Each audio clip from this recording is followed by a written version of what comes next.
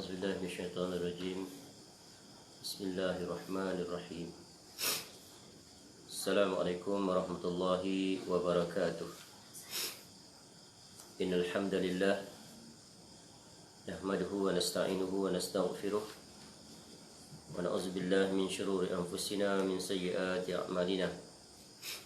من يهده الله فلا مضل له ومن يضلل فلا هادي له. أشهد أن لا إله إلا الله وحده لا شريك له وأشهد أن محمدا عبده ورسوله. يا أيها الذين آمنوا اتقوا الله حق تقاته ولا تموتن إلا وأنتم مسلمون. يا أيها الناس اتقوا ربكم الذي خلقكم من نفس واحدة وخلق منها زوجها وبث منهما رجالا كثيرا ونساء. واتقوا الله الذي تساءلون به والأرحام إن الله كان عليكم رقيبا. يا أيها الذين آمنوا اتقوا الله وقولوا قولا سديدا يصلح لكم أعمالكم ويغفر لكم ذنوبكم ومن يطع الله ورسوله فقد فاز فوزا عظيما. أما بعد فإن أصدق الحديث كتاب الله خير الهدي هدي محمد صلى الله عليه وسلم وشر الأمور محدثاتها وكل محدثة بدعة وكل بدعة ضلالة وكل ضلالة في النار. Allah inna nas'aluka ilman nafi'a. Ya Allah, kami memohon kepada Engkau ilmu yang bermanfaat, wa rizqan thayyiba, dan rezeki yang baik, wa amalan mutaqabbala, dan amal yang diterima. Alhamdulillah, kita bersyukur kepada Allah Subhanahu wa taala dapat semula kita menyambung kuliah kita dengan mengambil faedah daripada kitab yang bertajuk Tuhfatul Marid, hadiah bagi orang yang sakit, atau diterjemahkan sebagai tahurun insya-Allah, menjadi pribadi yang tegar di tengah badai duka, yang disusun oleh Syekh Dr. Abdullah bin Ali Al-Ju'aithin hafizahullahu taala. Sebuah kitab yang memuatkan perbahasan dan penjelasan bagaimana untuk kita berurusan, berinteraksi dengan ujian sakit sesuai dengan tuntutan Al-Quran dan As-Sunnah, yang memuatkan 7 bab, 7 perbahasan yang utama, yang setiap bab itu dijelaskan pula perinciannya dalam bahagian-bahagian yang berkaitan. Dan insya-Allah pagi ini kita akan menyambung kembali bab yang ketiga, iaitu yang menjelaskan tentang hadapilah dengan kebesaran hati, iaitu hadapilah ujian sakit dengan kebesaran hati ataupun kebesaran jiwa, yang mengandungi 4 bahagian. Dan insyaAllah pagi ini kita akan lihat bahagian yang ketiga dan keempat, iaitu bahagian ketiga di bawah tajuk jangan risau terhadap kematian, dan bahagian 4, bahagian terakhir dalam bab ini, jangan sekali-kali meminta kematian. Baik, langsung saja kita melihat bahagian yang ketiga, muka surat 127.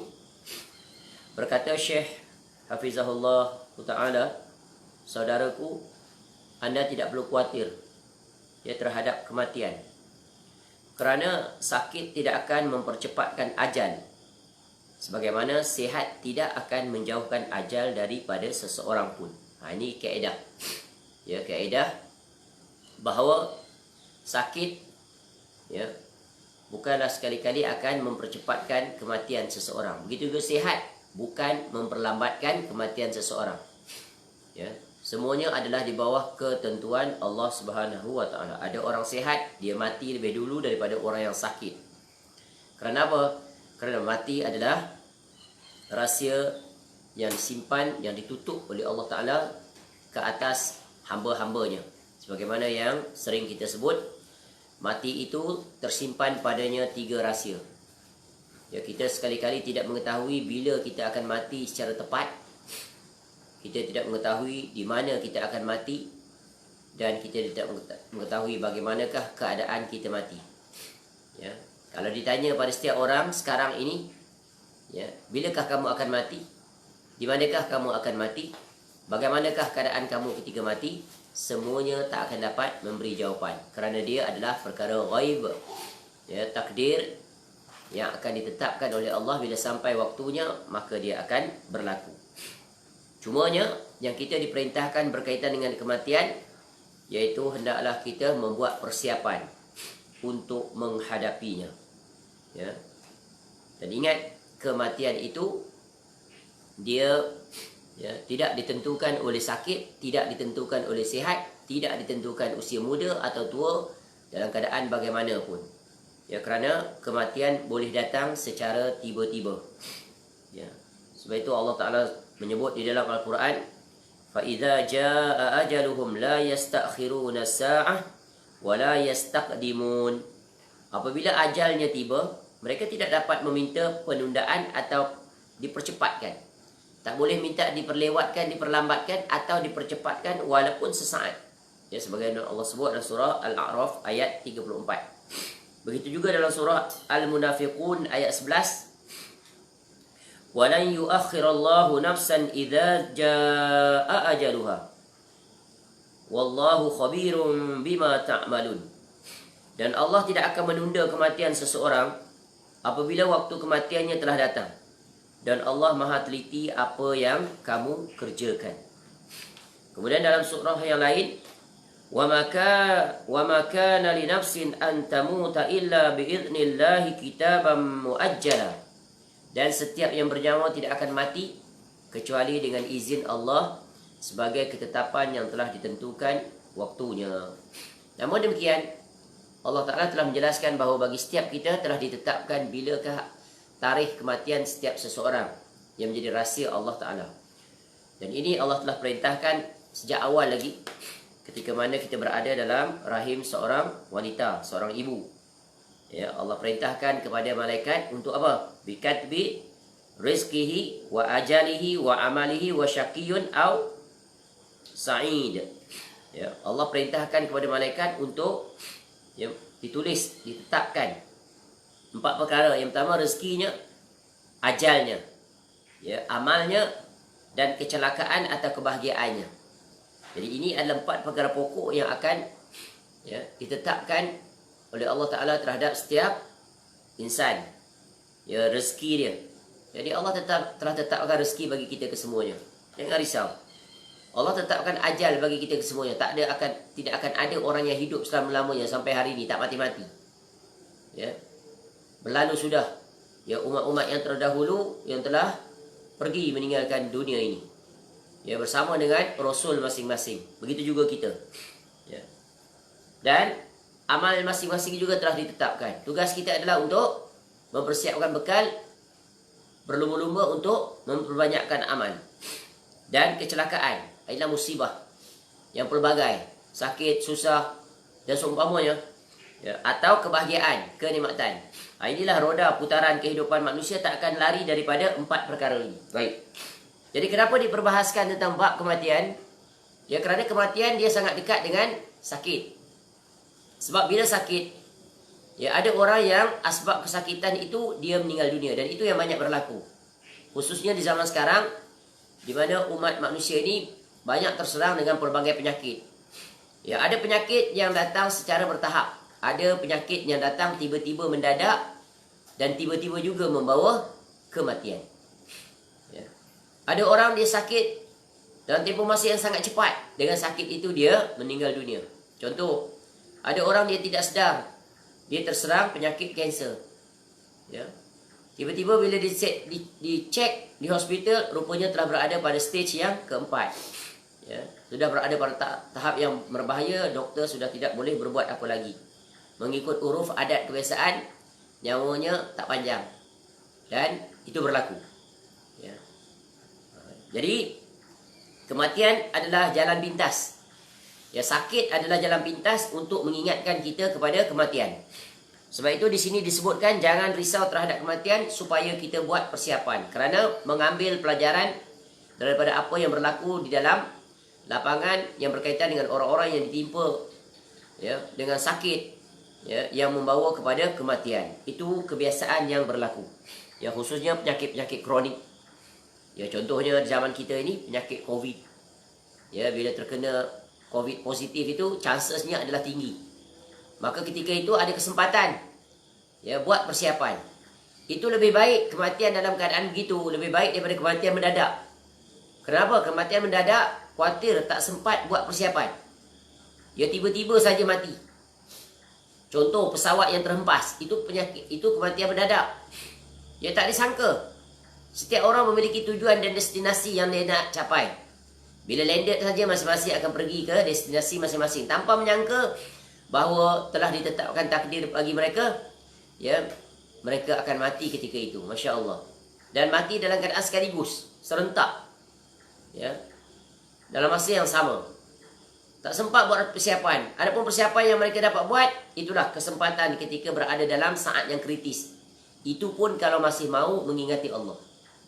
Adapun orang yang ditimpa sakit, mereka ada kesempatan. Jika sakitnya barangkali sebulan, seminggu, setahun, masih ada kesempatan untuk mereka menyesali, memiliki azam, ya, untuk berjanji dengan Allah. Jika dia sembuh, dia akan kembali kepada Allah. Maka asbab itu Allah ampunkan seluruh dosa-dosanya. Ya. Kan Allah ingatkan kita, Qul ya ibadiyalladzina asrafu anfusihim. Qul ya ibadiyalladzina asrafu ala anfusihim la taqnatu min rahmatillah. Innallaha yaghfiruz dzunuba jami'a innahu huwal ghafurur rahim. Allah beri pengharapan dan Allah berikan peringatan penting. Ya, wahai hamba-hambaku, katakanlah, janganlah kamu berputus yang melampaui batas. Allah kata, Qul ya ibadiyalladzina asrafu ala anfusihim. Katakanlah, wahai hamba-hambaku yang melampaui batas terhadap diri masing-masing. Jangan berputus asa daripada rahmat Allah. Ya, Allah dia Maha Pengampun terhadap seluruh dosa-dosa kamu. Jadi maksudnya apa? Allah hendakkan kita memohon keampunan kepadanya. Jadi menjelaskan tentang kematian di dalam bab yang berkaitan dengan kematian adalah perkara yang sangat tepat. Ya, kerana orang yang sakit akan berada dalam zon kerisauan. Takut, khawatir akan mati. Maka dengan itu, ya, dia akan menjadikan kekhawatiran dan ketakutan itu untuk dia menyesali kesilapan, kealpaannya masa lalu. Sungguh Allah beri dia peluang yang sangat, ya, besar ketika itu.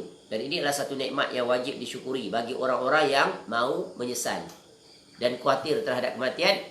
Takut dia mati dalam keadaan dia tidak sempat untuk melakukan amal-amal ketaatan. Baik.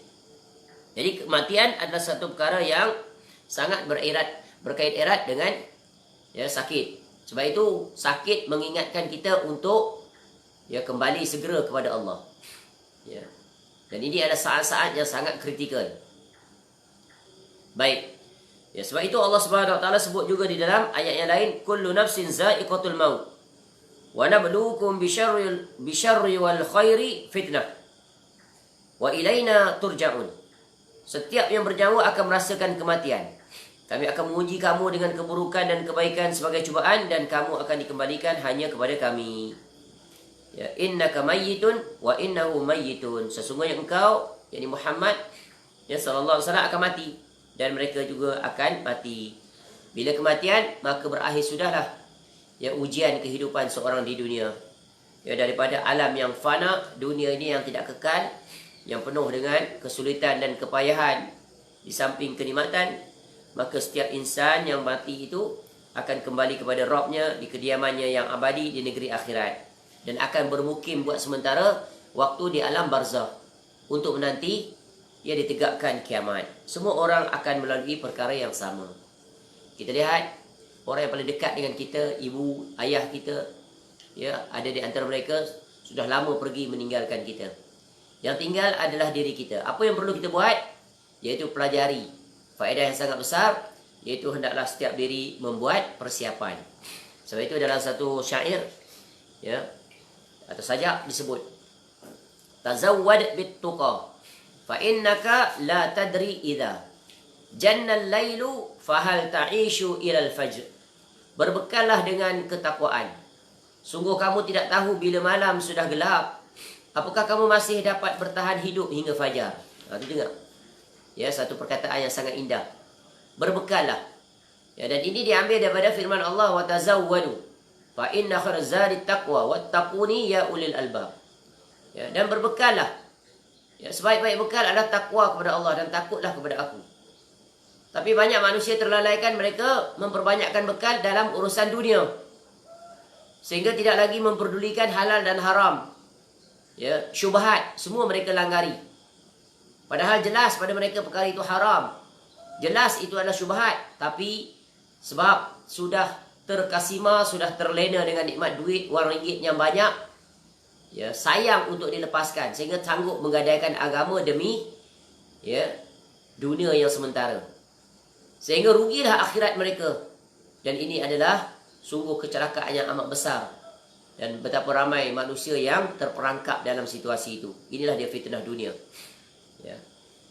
Jadi berbekallah dengan ketakwaan. Sungguh kamu tidak tahu bila malam sudah gelap, apakah kamu masih dapat bertahan hidup hingga fajar. Sebab itu Nabi SAW ajar kita ketika tidur, baca doa Allahumma, macam mana? Allahumma ahya Allah. Kita mohon kepada Allah hidup dan kematian. Ya. Kalau dipanjangkan usia lagi, ya Allah hidupkan aku kembali. Allahumma bismika. Ya. Dengan nama Allah, ya Allah, aku hidup dan aku mati. Aku mati dan aku hidup. Dan tidur ni mati. Ya, semoga dihidupkan kembali. Agar kembali dapat menunaikan hak. Tengok bila kita bangun, apa yang pertama kali tanda syukur kita pada Allah? Itu satu doa. Kemudian dimulai dengan solat subuh. Menandakan ketundukan seorang hamba. Berapa ramai orang yang bangun tidak solat subuh. Ramai tak? Ramai. Mereka tu kufur terhadap nikmat Allah. Tidak langsung membuat persiapan bekalan. Maka rugilah mereka itu. Ya, berapa ramai orang yang tidur tak bangun lagi dah. Ya. Wa kam min salimin mata bi ghairi illah. Dan berapa ramai orang yang sihat mati tanpa sebab. Apa contoh? Sihat mati tanpa sebab. Ya. Accident. Biasa mati ni bersebab. Sebab apa? Sakit. Ya, dan sebagainya. Berjalan-jalan terjatuh, mati dia. Ya. Jalan-jalan di jalan raya, dia berjalan di tepi jalan, tiba-tiba objek daripada atas jatuh, 4 kepala, mati dia. Pokok tumbang. Ya, terkena petir. Sihat. Ya, betapa banyak seperti itu. Wa kam min sakimin asyahinan min ad-dahr. Ya, dan berapa ramai pula yang sakit bertahan hidup beberapa kurun masa. Ya. Lama. Dia sakit tak mati dia. Ya, hospitalized, buat ICU setahun. Itu hidup lah, sihat aja. Doktor yang rawat dia tu dah mati dah. Ya, tu nampak. Sebab mati tu, ya, dia bukan mesti bersebab. Ya, sihat pun mati, sakit pun mati. Ya, dan begitulah sebaliknya. Wa kam min fata yumsi wa yusbihu aminan wa qad nusijat akfanuhu wa huwa la yadri. Dan berapa ramai para pemuda yang pada petang dan pagi harinya merasa aman. Ya, ternyata kain kafannya telah disiapkan sementara dia tidak tahu. Anak-anak muda dia, mereka merasakan panjang lagi umur, sihat. Waktu itu tengah cergas, memiliki kekuatan, berlari ke sana kemari, siang malam, pagi petang, exercise, pergi gym, jaga kesihatan, mati juga dia. Ya, kain kafan sedang menunggunya. Betul kan? Mandi-mandi sungai lemas, mandi-mandi air terjun, tiba-tiba datang air daripada atas, air pusaran, mati dia. Dan betapa banyak perkara itu berlaku. Apatah lagi, di antara tanda-tanda kiamat, ramainya orang mati secara mendadak. Ni zaman ni. Jadi lebih aula, lebih utama kita buat persiapan. Sebab mati itu kadang-kadang datang tanpa sebarang tanda-tanda. Ya kan? Tanpa sebarang tanda-tanda. Dan itu banyak kita lihat. Sebab itu Nabi SAW berpesan, ya, kepada kita agar sentiasa mengingati mati. Ya. Dan pernah, ya, dari Ibnu Umar radhiyallahu an, kami duduk bersama Rasulullah SAW, datang seorang lelaki daripada Ansar. Lalu memberi salam pada Nabi SAW. Kemudian dia berkata, ya, dia tanya pada Nabi SAW, wahai Rasulullah, ya, orang mukmin manakah yang paling utama? Ya, lalu Nabi SAW, dan dia bertanya pula, ya, dia tanya 2 soalan. Soalan pertama langsung Nabi SAW jawab, mereka adalah orang yang paling baik akhlaknya. Itu, ya, mukmin yang paling utama, paling baik akhlaknya. Orang yang paling baik akhlaknya tidak ada sakit apa ni? Penyakit apa? Semalam ada 3 jenis penyakit. Penyakit jiwa. Penyakit jiwa telah dibuang daripada jiwa dia. Sifat-sifat mazmumah hilang, diganti dengan sifat mahmudah. Maka dia akan terserahlah padanya pribadi akhlak yang mulia. Kemudian soalan yang kedua ditanya, ya Rasulullah, ya, orang mukmin manakah yang paling cerdik, paling cerdas? Siapakah orang yang paling cerdas ya Rasulullah? Kalau kita jawab apa? Siapa yang paling cerdas? Neraca dunia, betul kan? Periksa dapat nombor 1. Tu kalau kat sekolah macam tu. Ya. Cerdik, genius, IQ tinggi. Ya, ada ijazah, ada gelar-gelar tertentu, ya dan sebagainya. Ya, jawab Nabi SAW, mereka yang paling cerdik, yang paling cerdas adalah mereka yang paling banyak mengingati kematian dan yang paling banyak buat persiapan, ya, untuk kehidupan. Ya, setelahnya mereka itulah orang yang cerdik. Di kehidupan ini mereka membuat banyak persiapan, mempersiapkan bekal, memperbanyakkan amal soleh. Itulah dia orang yang paling pintar. Kita guna kaedah Nabi SAW ni untuk mengukur manusia di dunia ni banyak yang cerdik ke banyak yang bodoh. Cerdik ke bodoh? Bodoh. Majoriti manusia yang kufur pada Allah ni minoriti ke majoriti? Kita tengok level nombor 1 dulu. Penduduk bumi ni let's say sekarang sekitar 8 bilion. Yang Muslimnya berapa bilion? Yang Muslim berapa bilion? Sekitar approximate 2 bilion yang Islam. Jadi daripada 8 bilion, ya, umat Islam adalah umat yang cerdik. Sebab mereka beriman pada Allah.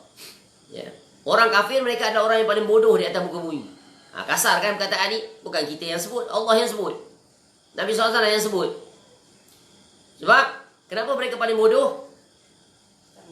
Sebab mereka tidak mengenal Rabb yang menciptakan mereka dan tidak menjadikan Rabb itu sebagai Rabb yang diibadahi. Mereka mengambil ilah-ilah selain daripada Allah. Mereka menyekutukan Allah dalam peribadatan kepadanya. Inilah orang yang paling bodoh di atas muka bumi. Itu perkataan yang digunakan. Ya, Quran menyebut demikian, orang-orang yang bodoh.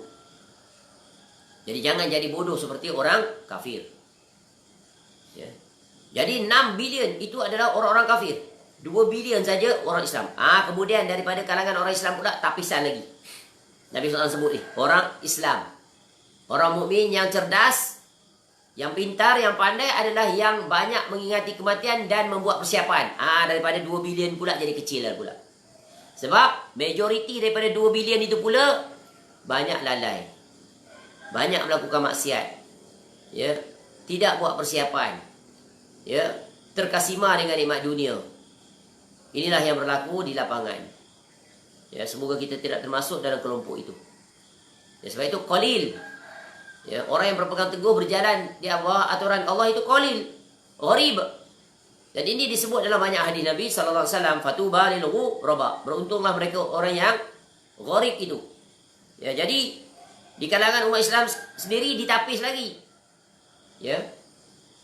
Daripada keseluruhan itu Nabi SAW sebut apa? 73 golongan umat Islam itu kulluhum finnar. Semua masuk neraka illa millatan wahidah. Kecuali satu saja. Dan hendaklah kita menjadikan diri kita termasuk dalam kelompok yang satu yang selamat. Iaitu yang memenuhi kriteria. Apa kriteria dia? Iaitu hidupnya berjalan di atas panduan yang diwariskan oleh Nabi SAW. Iaitu dekat dirinya dengan Al-Quran, dekat dirinya dengan sunnah Nabi SAW, dan dia berjalan di bawah aturan. Ya, aturan-aturan yang telah diperintahkan oleh Nabi SAW. Dia tidak berpaling ke kiri dan kanan, dia berjalan di atas jalan yang lurus. Dan termasuk di dalamnya bagaimana dia berinteraksi dengan persiapannya untuk bertemu dengan Allah Subhanahu wa taala. Dia sentiasa cinta untuk bertemu dengan Allah, dia rasa rindu untuk bertemu dengan Allah. Dengan itu dia tidak takut tentang kematian. Bahkan dia cinta untuk menghadapi kematian itu dengan penuh persiapan, bersiap siaga. Sebab itu Nabi SAW menyebutkan, man ahabba liqa Allahi ahabba Allahu liqa'ah. Wa man kariha liqa Allahi kariha Allahu liqa'ah. Sesiapa yang senang, ya, yang senang, cinta untuk bertemu dengan Allah Subhanahu wa taala, maka Allah juga senang, suka, cinta untuk bertemu dengannya. Dan sesiapa yang benci untuk bertemu dengan Allah, maka Allah benci bertemu dengannya. Jadi jangan takut mati. Ya, orang yang terkena penyakit takut mati ni adalah orang yang padanya terkena penyakit al-wahan. Penyakit yang paling membinasakan. Apa dia? Hubbud dunya wa karihatul maut. Cinta dunia dan takut mati. Tu yang cari macam-macam tu. Nak bagi panjang umur. Kalau boleh nak panjang umur lebih daripada 100 tahun. Lengkap set. Alat kesihatan semua komplit. Ya. Punya jaga makanan, jaga itu, jaga semua jagalah. Exercise siang malam. Ya, macam-macam. Ya, tapi tua dalam keadaan bermaksiat pada Allah. Tua dalam besar, usianya besar, nafsunya juga besar. Ni penyakit. Seburuk-buruk manusia panjang usianya, ya, besar dua perkara. Iaitu, ya, hubud dunia wa tulul amal. Panjang angan, cinta dunia. Ya, rakus, tamak haluba. Padahal umurnya dah, ya, rumah kata pergi, kubur kata mari. Masih lagi merasakan dia, ya, nak kekal hidup di dunia. Padahal ketika itu sebenarnya dia sudah sepatutnya merindui untuk bertemu dengan Allah. Tak sabar. Kenapa? Mengharapkan kenikmatan yang Allah akan berikan pada hari pertama dia berada di alam barzakh. Inilah penyakit. Sebab itu Nabi SAW ingatkan kita, khairun nas man tala umuruhu wa hasunah amaluhu. Sebaik-baik manusia adalah yang panjang usia, baik pula amalnya. Dia makin bertambah. Jadi Allah mempermaniskan kehidupannya. Ya, apa makna Allah mempermaniskan kehidupannya? Nabi SAW sebut. Iaitu Allah, dia memudahkan dia untuk dia melakukan amal-amal soleh. Jadi senang saja tu. Tapi sanya, kita ni mendapat kecintaan Allah atau tidak dengan melihat meningkatnya usia kita, bertambah tak amal kita, bertambah dekat tak kita dengan Allah, banyak tak amalan-amalan baru yang kita buat, ya, tetap istiqamah tak kita di atas, ya, apa yang kita lakukan selama ini, ya, bukan makin berkurang, bukan makin menjauhkan, bukan makin mempermudahkan, tapi makin mengetatkan, ya, aktiviti kita yang berkaitan dengan persiapan menghadapi negeri akhirat. Sebab itu mengingati kematian mendatangkan kenikmatan dan menyelamatkan dia daripada terkasima dengan dunia. Sebab dunia kita dah sebut sebelum ini sangat membinasakan. Sehingga bersabda Nabi SAW, "Lau kana libni Adam wadin min zahabin ahabba anna lahu wadiyan akhar walan yamla'a fa'ahu illa turab wallahu yatubu ala man tab." Andai kata anak Adam itu mempunyai satu lembah daripada emas, maka ia akan senang bila memiliki satu lembah emas yang lainnya. Dan tidak akan penuh mulutnya kecuali dengan tanah. Ya, dan Allah menerima taubat orang yang bertaubat. Jadi harta kekayaan dunia ni sangat memikat, sangat menipu. Ya, tamak haluba dia. Ya, akal dia panjang je macam mana nak menimbun harta. Ya. Keutamaan hidup dia adalah, ya, bangun saja celik mata, dunia, dunia, dunia. Ya, subuh tidak, berzikir pada Allah tidak, baca Quran tidak, menuntut ilmu tidak. Ya, tidak semuanya, tidak. Kalau ia pun hanya sekadar, ya, berlebih kurang dalam beribadah. Tapi kalau dalam bab urusan dunia, Masya Allah, ligat otak dia, cerdas, panjang jangkauan langkahnya. Ada je perancangan-perancangannya, cukup panjang. Ya, padahal dunia itu pendek saja usia dia. Tapi dalam urusan akhirat, cetek sekali pemikiran dia. Cukuplah dengan kadar apa yang dia buat, solat 5 waktu sudah. Itu pun solat 5 waktunya seperti solat waktu dia kecil lagi. Ya, solat yang dia belajar waktu kecil tu sampai sekarang dia solat. Dia tak pernah berusaha untuk memperbaiki, menyemak semula, berusaha untuk memahami apa yang dia ucapkan dalam solat. Dia tak cuba memperhalusi, ya, bacaan dan seumpamanya. Ini kan dia satu bentuk kerugian. Dia tukar dengan kesibukannya dalam urusan dunia. Menuntut ilmu tidak ada dalam agenda kehidupannya. Buat apa nak belajar-belajar? Cukuplah dengan apa yang ada. Ya, padahal, ya, Allah Ta'ala memerintahkan dia untuk qanaah dalam urusan dunia, bukan qanaah dalam urusan akhirat. Ya, bukan bersederhana dalam urusan ibadah. Maksud bersederhana tu cukuplah dengan apa yang ada. Sejak kecil lagi ibadah dia macam tu lah, sampai tua, sampai mati. Ya, dalam urusan dunia, ya, dia berlebihan, bahkan melampaui batas. Qanaah ni maksudnya dalam urusan dunia, tapi dalam urusan akhirat berusaha memperbanyakkan, mempertingkatkan prestasinya. Ya, sungguh manusia ini benar-benar melampaui batas.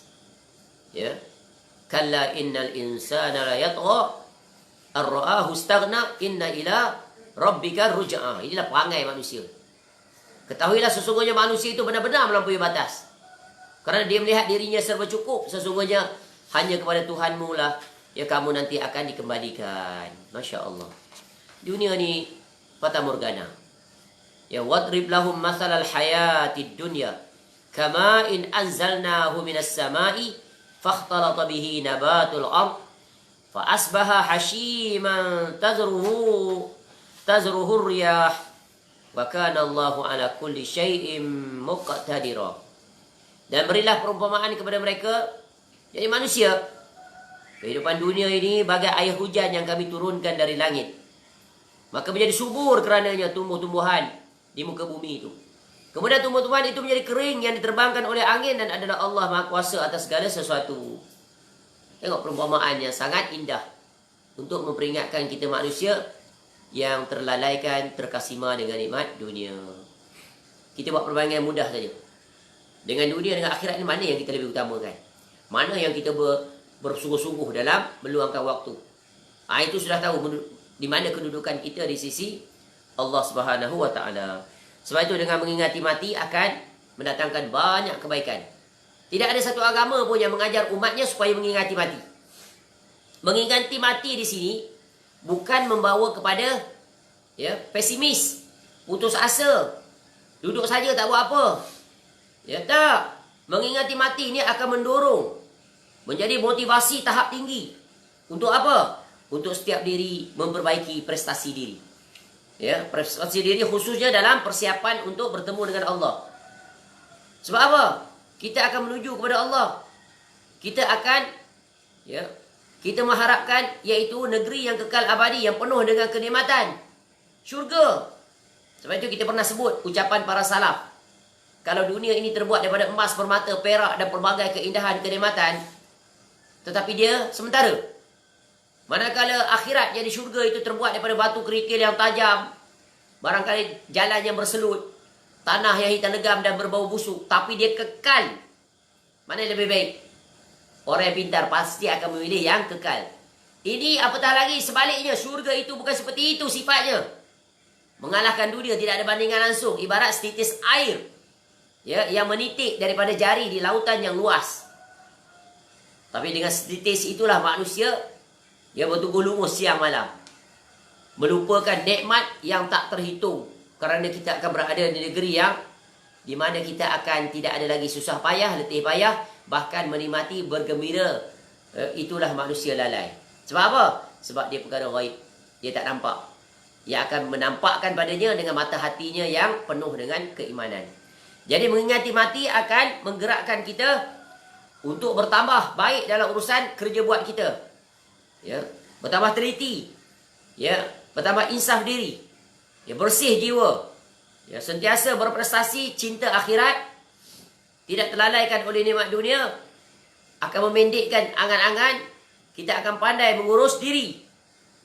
Kita akan pandai mengurus diri. Time management kita akan lebih teliti, lebih halus dalam tindakan kita. Tapi ini bukan perkara yang senang untuk mewujudkan takut terhadap kematian. Jadi don't be afraid. Jangan takut kematian.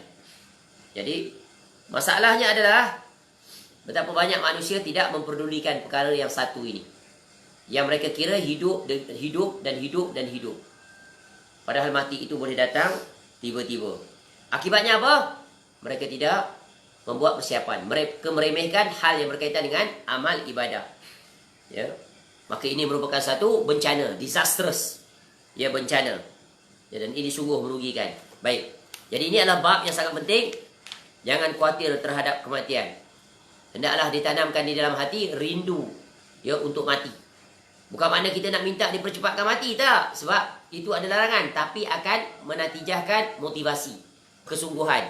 Dengan itu akan mengingati mati akan menjadi guide. To guide ourselves from doing something which contrary to the requirement of Allah. Maka dia akan menjadi benteng perisai yang kukuh. Bila nak berbuat maksiat, ingat, kalau kau mati dalam berbuat maksiat ini, kamu akan berada dalam zon yang rugi selama-lamanya. Jadi bila nak berbuat maksiat, ingat, kalau ketika aku berbuat maksiat, aku meninggalkan taat, kalau Allah ambil nyawa aku ketika ini, maka sungguh itu satu kecelakaan yang sangat besar. Maka dengan itu dia tidak jadi untuk berbuat maksiat. Masya Allah. Sungguh inilah kaedah yang diajar oleh Nabi SAW. Baik, mari. Sekarang bab yang keempat, jangan sekali-kali meminta kematian. Tengok Islam, sebab itu Islam dia datang untuk menjaga nyawa. Menjaga nyawa, jangan melakukan perkara-perkara yang boleh membawa kepada kematian yang dilarang. Sebab itu bunuh diri dilarang. Ya. Makan, minum perkara-perkara yang boleh merosakkan kesihatan dilarang. Sebab Islam memerintahkan kita untuk menjaga kesihatan agar dengan sihat kita boleh melakukan ketaatan pada tahap yang tertinggi. Jadi larangan untuk minta kematian sebab apa? Sebab Islam melarang kita bersifat putus asa daripada rahmat Allah. Ya. Dan Islam menuntut kita untuk sihat. Lebih awal daripada doktor, pakar-pakar kesihatan. Ya, Allah Ta'ala memerintahkan kita supaya sentiasa sihat. Sebab tu Nabi SAW mengajar kita bagaimana nak menjaga kesihatan manusia apa? Iaitu menjaga kesihatan fizikal dan rohani. Ilmu kesihatan cuma mengajar menjaga kesihatan dari sudut fizikal, jasadiah. Ya. Dia tak ajar untuk menjaga kebersihan rohani, ya, ruhiyah dan juga apa satu lagi? Ruhiyah dan apa satu lagi? Jiwa. Ya, pembersihan jiwa. Islam mengajar kita untuk menjaga kesihatan dari sudut jasadiah, ya, ruhiyah dan jiwa. Tu nafs, ya, Masya Allah. Dilarang yang merosakkan diri sendiri. Tu tidak boleh memudaratkan orang lain dan tidak boleh memudaratkan diri sendiri. Ingat tak hadis tu? Hadis yang pendek. Arba'in apa dia? La darara wala dirara. Ya. Tidak boleh merosakkan diri sendiri. Sebab itu Islam tutup semua pintu-pintu yang membawa kebinasaan terhadap, ya, yang boleh merosakkan kesihatan jasadiah. Apa saja yang merosakkan akal, ya, merosakkan kesihatan tubuh badan, maka yang asalnya yang halal boleh jadi haram. Contoh, orang yang terkena penyakit diabetes umpamanya. Gula tu asalnya halal bagi dia. Akhirnya doktor kata haram bagi ibu. Doktor tak katalah haram, dilarang. Maksudnya konotasinya haram. Haram dari sudut apa? Bila kamu makan, membiasakan mati, maka tak boleh. Itu merosakkan. Faham? Mana ada kaedah itu melainkan Islam saja yang ajar. Ya, luar biasa tak? Tu Nabi SAW mengajar kita jaga kesihatan. Ya, dengan cara yang alami. Preventif. Masya Allah. Dan Islam ini semuanya adalah preventif. Tengok, bermula daripada perkara menjaga diri sendiri, diet, permakanan, makanan yang halalan, thayyiban dan sebagainya. Dalam bab makan minum pun sangat teliti Islam, betul kan? Bukan hanya halal, ya, tapi bukan halal daripada zatnya saja, halal daripada zat. Kita dah bahas ni dalam hadis tentang Allah itu dia baik dan dia tak akan menerima malaikat yang baik. Ya, bukan hanya halal, halal Quran terangkan. Ya, makanan apa yang halal daripada zat dia. Zat, contoh babi tu zat dia diharamkan. Ya, walaupun dia disembelih. Faham? Lembu, ya, kambing, ayam, walaupun zatnya halal, tapi dia akan jadi haram kalau tak disembelih dengan nama Allah. Tu semalam kita sebut kan, sumber-sumber gelatin dan sebagainya dalam ubat-ubatan. Ada bovin ke bovine ke bovin, sumber daripada lembu. Ya, dia pun belum tentu. Walaupun tengok sumbernya bovin, tengok dia halal ke tidak. Sebab kalau tak disembelih secara Islam, tak halal dia. Ya, apatah lagi kalau babi tadi tu, apa porcine. Ya, tu memanglah disembelih macam mana pun tetap diharam selama-lamanya. Nampak? Bukan hanya daripada zat, daripada cara mendapatkan dia. Lembu tadi halal tak? Halal. Disembelih halal tak?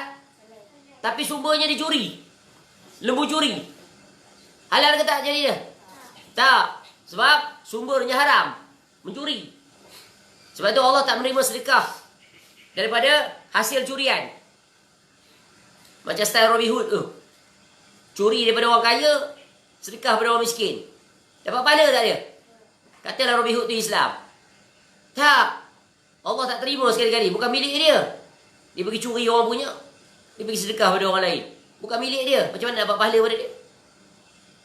Itu sumber. Cara dia dapat. Macam tadi, cara dapat. Ya. Sebab itu Islam mengajar kita jauhi perkara yang syubhat. Ya, tengok isu terkini tentang satu produk tu yang daripada Korea tu. Orang yang beriman, yang jaga agamanya, pasti dia akan tinggalkan. Ni tidak cari jalan, cari alasan. Padahal jelas sudah. Bukankah rezeki Allah itu banyak lagi alternatifnya? Tapi sebab telah terkasima dengan nikmat dunia. Aku dapat bisnes banyak duit ni. MLM pula approach dia. Makin duduk atas makin kaya dia. Orang bawah makin bapa. Ni pun satu perkara juga muamalah. Teliti dalam bab MLM ni. Banyak unsur subahat di situ. Tinggalkan. Banyak lagi perniagaan lain. Banyaknya rezeki yang Allah bagi. Yang itu juga yang kamu ingin cari. Pertahankan lagi. Hantar surat lagi beritahu syarikat tu. Tolong keluarkan, gugurkan. Ya, tentang mission kamu itu. Ya, orang Islam di sini dah tak nak dah. Demi nak menjaga sesuap. Bukan sesuap lagi dah ni. Sebab terkesima dengan kekayaan. Sungguh binasa orang seperti ini. Mudah-mudahan mereka kembali kepada hadis Nabi SAW. Innal halal ya bayinun. Wa innal haram bayinun. Wal mustabihat ya sedikit sekali manusia yang mengetahui. Keluarkan. Ya Allah. Nabi SAW pesan ni untuk jaga agama. Jangan tertipu, jangan terkesima dengan nikmat dunia yang nanti akan menjadi bakaran api neraka di negeri akhirat. Apatah lagi kalau sudah jelas ada unsur yang berkaitan dengan membantu agama orang kafir. Kalau kita belajar bab akidah al-wala wal-bara boleh membawa kepada kekafiran. Asbab tadi perkara syubhat membawa kepada kekafiran. Sanggup dia mengorbankan akhiratnya demi untuk meraih sedikit saja nilai dunia.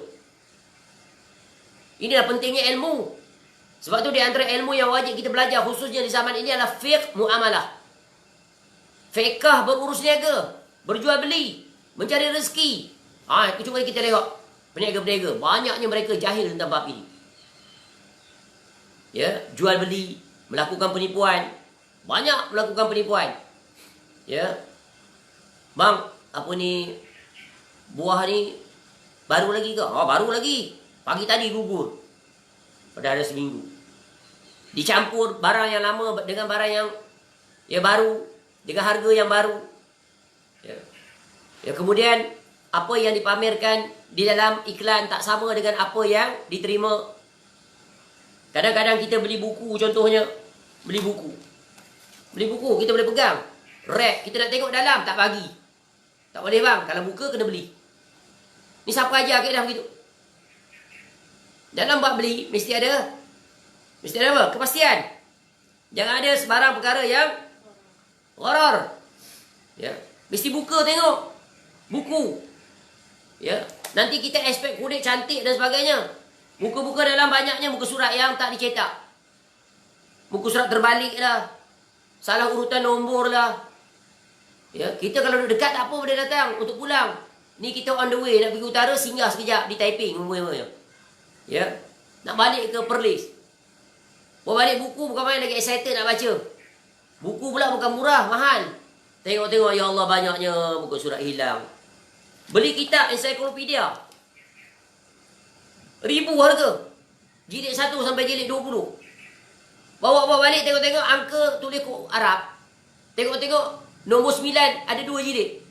Dia terbalik dia jadi nombor huruf apa? Huruf nombor 2 dengan nombor 6. Kan sama dia terbalik. 2 gitu, 2 begini. Tengok-tengok ada 2. Rupanya nomornya jilid nombor 6 tu ada 2. Jilid nombor 2 yang tidak ada. Orang yang book collector ni, satu saja cacat dia rasa Masya Allah hilang nikmat. Hilang nikmat. Nak pergi tukar tak boleh dah. Apatah lagi kalau buku tu dia beli daripada import. Lagi lah. Ini bab muamalah. Ya. Kena teliti, kena belajar, wajib. Apatah lagi perkara-perkara yang perlukan kepastian. Masuk dalam bab syubhat. Ini syubhat tak? Kalau syubhat hanya sekadar dari jurusan perkara yang berkaitan dengan barangkali ketika itu ada ketidakjelasan tu masih okey lagi. Ni kalau berkaitan dengan agama, orang itu ada kaitan dengan mission dia. Missionary ke, dia jelas-jelas nyatakan misi perniagaan kami adalah untuk menyebarkan agama Kristian di seluruh dunia dengan memberi bantuan. Jadi dia dah jelaskan dah. Dia punya misi itu sangat jelas. Barang siapa yang membantu penyebaran agama kafir, maka dia kafir. Itu kaedah. Ini bukan perkara kecil. Sebab masalah tidak belajar tentang akidah. Tidak belajar tentang betapa wajib teliti dalam urusan akidah. Tidak belajar tentang perkara yang boleh membatalkan akidah.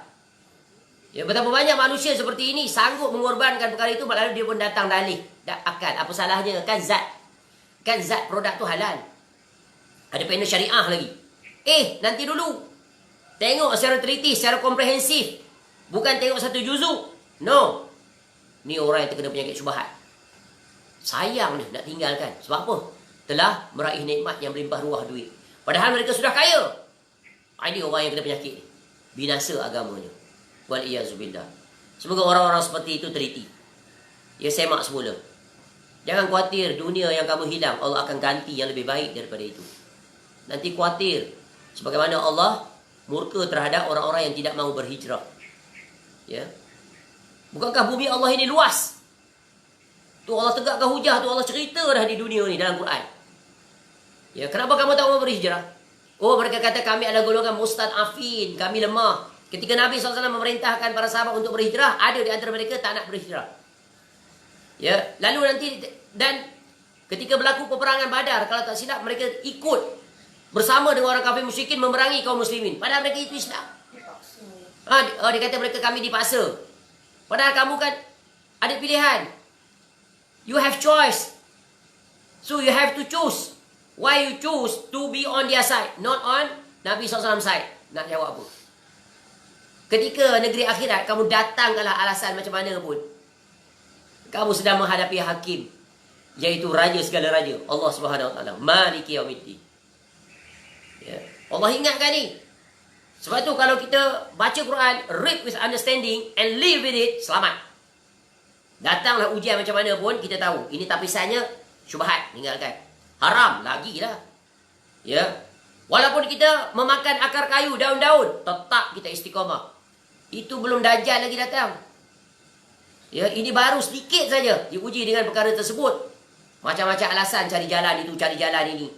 Ya, macam-macam dalih dikemukakan. Jangan jadi seperti orang Yahudi yang mendatangkan pelbagai dalih. Mereka memanglah IQ tinggi, cerdas, luar biasa.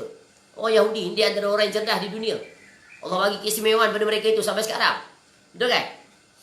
Kecil je negara dia, boleh menguasai dunia. Amerika di bawah telunjuk dia. Britain di bawah telunjuk dia. Tu dia punya, dia kata pawns on the bidak-bidak di atas papan catur. Dia tu yang mencorakkan tu. Ya, tengok protokol Zion dan sebagainya. Jadi jangan heran Allah bagi mereka keistimewaan, tapi di negeri akhirat mereka akan dihumbankan ke dalam neraka. Ya. Orang yang paling bijak yang dapat mengatasi orang Yahudi ni siapa? Orang Islam. Sebab ada kitab di depan dia. Tapi bila berpaling daripada kitab, ambil kitab dunia, rosaklah dia. Diatur ya oleh orang-orang Yahudi khususnya. Sebab mereka memiliki grand design yang luar biasa. Yahudi dengan kita sama-sama menunggu Al-Mahdi Al-Muntazar. Sama aja. Begitu juga orang Kristian. Ni tiga agama samawi tunggu orang yang sama. Dah mula-mula dia tunggu orang yang sama. Dah diutuskan Nabi SAW. Tolak dia. Betul kan? Umat Islam yang menerimanya. Nanti datang Al-Mahdi, dia kata, itu akan datang siapa Al-Mahdi itu? Bersama dengannya siapa? Nabi Isa AS, betul kan? Orang Kristian percaya Jesus. Tapi percaya dia tak sama dengan percaya kita. Maka mesti ada wala, mesti ada bara. Ya, ini penting bab yang berkaitan dengan akidah. Jadi dalam bab ini jangan sekali-kali meminta menutup usia, jangan minta mati. Sebab larangan. Kata Nabi SAW, la yatamannayanna ahadukumul maut imma muhsinan fala'allahu yazdadu wa imma musian fala'allahu yasta'tib. Janganlah sekali-kali salah seorang daripada kamu mengharapkan kematian. Sebab jika dia seorang yang suka berbuat baik, boleh jadi dia dapat menambah perbuatan baiknya. Tu. Ya. Jangan minta disegerakan kematian. Biasa siapa ni? Orang yang telah berputus asa, tak tahan sakit. Cepatkanlah mati aku ya Allah, tak tahan dah, banyaknya engkau uji aku, macam-macam. Mati lagi bagus. Jangan. Ya. Kalau orang itu orang yang beramal soleh, dia bila dipanjangkan usia masih lagi sempat untuk dia memperbaiki amal dia. Masih sempat cover dulu kealpaan masa silam. Ya, tetapi jika dia seorang yang suka berbuat buruk, jahat, boleh jadi dia akan bertaubat pada Allah. Tu, jadi jangan, Islam satu-satunya agama yang mengajar tentang jangan berputus asa. Islam tu apa saja ilmu ada pada dia. Ilmu psikologi, Ilmu apa-apa, motivasi, semua ada. Tapi masalahnya kita berpaling daripada ilmu itu. Kita pergi ambil ilmu orang barat. Dekat rumah dia, almari, library dia penuh dengan buku psikologi orang putih. Tokoh-tokoh barat sekarang. Apa saja yang dia tak baca. Buku kaunseling, ya, NLP, macam-macam semua ada kat dia. Hipnosis, terapi, bagai-bagai. Quran ni tak buka. Quran tak buka. Kau baca Quran tu, tak salah buku tadi. Yang salahnya kamu mengunggulkan buku itu berbanding buku ini. Alkitab, Al-Quranul Karim, Al-Furqan, Al-Huda, Syifa. Asy-Syifa. Hadis Nabi SAW langsung tak ada belik. Buka pun tidak. Padahal kalau dia buka saja bab tazkiyatun nafs, ya, hadis-hadis yang menjelaskan tentang perbaikan diri, hadis-hadis dorongan motivasi, ibarat bahasa kasarnya bersepah, kata orang kampung. Bersepah, bertebaran, scattered throughout the books. Sunan Sitah tu 6. Sunan Tis'ah 9. Tak suruh baca sampai banyak tu. Ambil saja contoh. Ya, kitab Riyadhus Shalihin. Tu special therapist. How to develop personality plus. Character, good character building. Barangkali pernah dengar atau tidak? Kata Riyadhus Shalihin, ortodok lah, tinggallah zaman. Tak grand lah. Ni saya ada buku ni, 7 Habits of Highly Effective People, how to develop a very good character, personality plus. Oh, I have this book, Personality Plus, written by this certain author. Oh, I have this book, The Law of the Garbage Truck. Contoh, itu yang dia bangga. Tak, yang itu secondary, bukan secondary lagi dah, jauh lagi dah. Ya, sebagai penambah pencukup aja. Tapi kalau dia buka syarah para ulama terhadap kitab-kitab tadi, Riyadhus Shalihin, ya, kitab Madarijus Salikin Baina Manazil, ya, kitab Ihya Ulumuddin yang telah ditakhrij hadis-hadisnya, Masya Allah. Kemudian yang diringkaskan oleh Syekh Jamaluddin Al-Qasimi ataupun oleh Ibnu Qudamah Al-Maqdisi, kitab kitab apa, Bimbingan Mukmin. Ya, bahasa Arab tu kitab apa nama tak ingat. Kitab apa? Masya Allah. Tak kisahlah. Banyak Islam ni sungguh kaya. Sebelum Barat tu mengungguli dalam ilmu di zaman sekarang, itu pun ilmu on the surface. Ya, sebab ilmu dia ilmu dunia, bukan ilmu akhirat. Ya. Islam telah mengungguli, ya, 1000 tahun lebih sampai sekarang. Ya, khazanah kitabnya yang tak terhitung, dan penjajah orang-orang kafir itu semua mengambil manfaat daripada ilmu yang ditulis oleh para ulama Islam. Apa bukti? Dia jajah negara Islam, di samping dia ambil angkut khazanah harta yang terperap dalam bumi, yang timbul di atas muka bumi, dia juga membawa lari pelbagai kitab-kitab para ulama. Sehingga penuh library dia. Ya, library di England, di UK, di Jerman, di Spanyol, di Perancis, di Portugal, ya, di Rom, Itali. Tu penjajah semuanya. Semuanya bawa kitab. Kitab siapa? Islam. Sebab mereka telah belajar daripada kejayaan mereka menguasai Andalusia, Spanyol. Mereka terkesima dengan kehebatan para sarjana Islam, luar biasa. Sebelum penemuan-penemuan yang menjadi, ya, pencetus kepada penemuan-penemuan sampai zaman sekarang, di mana mereka ambil? Daripada sarjana Islam. Umat Islam lebih dulu hebat dalam urusan dunia. Kenapa Allah berikan kehebatan itu? Sebab mereka berprinsipkan read with understanding Al-Quran. Iqra bismi rabbikal ladzi khalaq. Dan mereka tidak meninggalkan prinsip pijakan utama mereka, yaitu tauhid kepada Allah. Dunia Allah bentangkan, bukan hanya menerusi eksperimen, studi mereka yang detail, tetapi Allah beri mereka satu kehebatan, yaitu Allah berikan mereka ilham, Allah berikan mereka ilmu-ilmu yang tak dipelajari. Sebab apa? Ketakwaan. Sebab itu Allah sebut, wattaqullah wa yu'allimukumullah. Bertakwalah kepada Allah, Allah akan ajari kamu ilmu. Ni luar biasa tak? Luar biasa. Cuba tengok yang datang kemudian, bagaimana Salahuddin Al-Ayyubi, Muhammad Al-Fatih dapat menembusi tembok kerajaan Byzantine tu. Pergi Turki tengok tu, benteng yang dia buat. Laut yang luas, macam mana dia boleh melepasi? Tengok dia reka meriam yang paling terbesar di dunia. Meriam tu kena gegasi.